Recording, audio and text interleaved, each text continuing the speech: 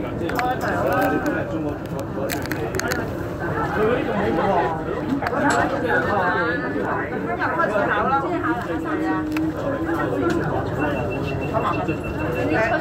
年4次啦，我哋1年4次係啊。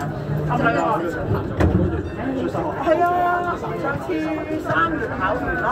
今日3月？唔係上次幾多月考啊？上次記得啦。總之考完冇幾耐，而家又考啦。考唔係？而家考4次就唔係。總之上學期2次，下期2次咁樣啦，係啦，係啦，冇錯。我就覺得佢好煩啦，成日開始考試，對我嚟講係好難嘅。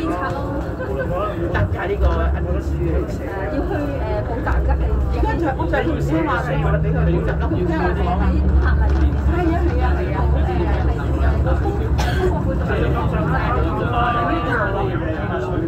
零下可以轉成大我冇辦法㗎啦。咁你都教唔到㗎啦，開始其實除咗中文我教唔到啦，其他都其他呢啲我教我都冇辦法。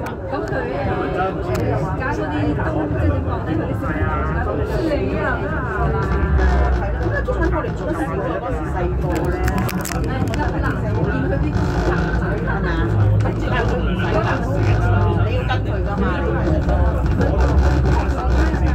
邊有我放啲成8個點翻嚟，我好難跟。我因為我哋咁晏㗎啦，已經。係啊，而家冇考。點解咁快啫？唔使瞓啊！嗰班係學校嘅，唔